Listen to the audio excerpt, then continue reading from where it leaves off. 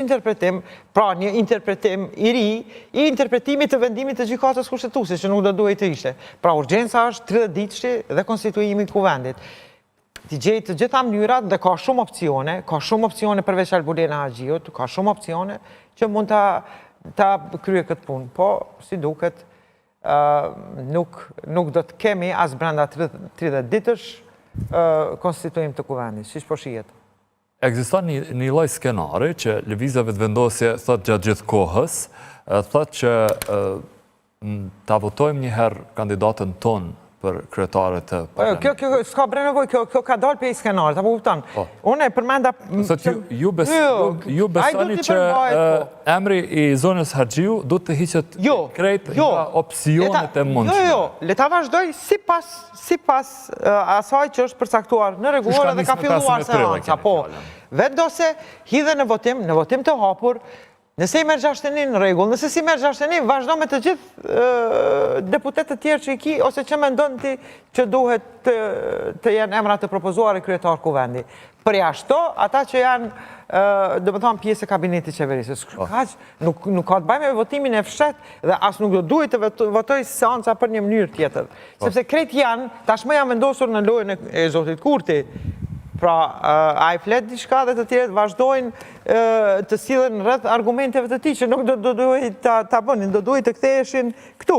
Pra, te rregulloria, edhe duhet t'i kërkojnë përmbaju rregullores së kuvendit, përmbaju vendimin të gjykatës kushtetuese. Pikë. Kur folëm për bashkëvendasit, një bashkëvendase juaj ja foli më përpara, zonja Izmaku nga Nisma Socialdemokrate, mirë po një bashkëvendasi imi, ish kryetari Mitrovicës Sagim Bahtiri, ishte deputeti i parë që hyri nga lëvizjeve vendosje në ulset dhe që i kushtohen do të i takojnë në këtij subjekti politik, përderisa po e shohim edhe pjesën tjetër tash të deputetëve dhe deputeteve nga ky subjekt politik të cilët po vinë në sallën plenare dhe zotri Bahtiri ka një afërsi me Nismën.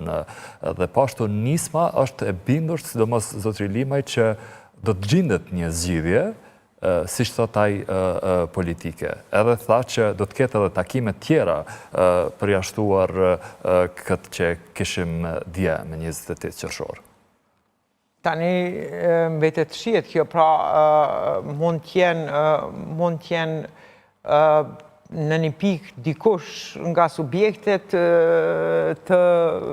të ndryshoj qëndrim dhe të bëhet pjesë edhe votimit fshet. Në këtë rast mund t'jetë Nisma, e cila ka pas një fillim një negocim, më vonë shkel një marrëveshje që kam pasur, apo ashtu siç është kuptuar nga deklarimet e zotit Limaj, që të nesërmen në mëngjes se ka kuptuar që për te marrëveshjes së tyre që zoti Limaj tjetë kandidat për kryetar kuvendi, është sjellur propozimi i ri gjatë seancës. Pra,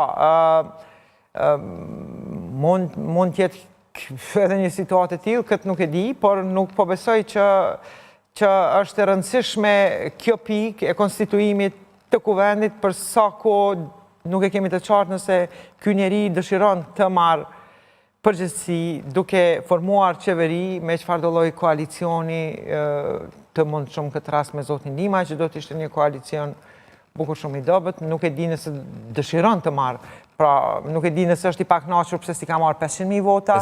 Besoni që ideja që nuk do t'i ketë 61 vota për ta bërë ekzekutivin e ri dhe detyrat që e presin Kosovën janë arsyet kryesore pse Kurti dhe vetëvendosja po e bëjnë këtë ngërç? Po, unë thash që mund tjetë, sepse nuk, dhe më thonë, cilat janë motivet pse mban të blokuar, sepse nuk i ka numrat, sepse nuk dëshiron të ndaj pushtet me ndonjë parti tjetër, sepse nuk i ka fituar 500.000 vota dhe dëshiron të dërgoj vendin përsëri në zgjedhje, sepse nuk dëshiron të marrë përgjegjësi, pra që duke se janë bukur shumë urgjente si çështja e zbatimit të marrëveshjeve që ky njeri ka arritur në Bruksel e në Ohër.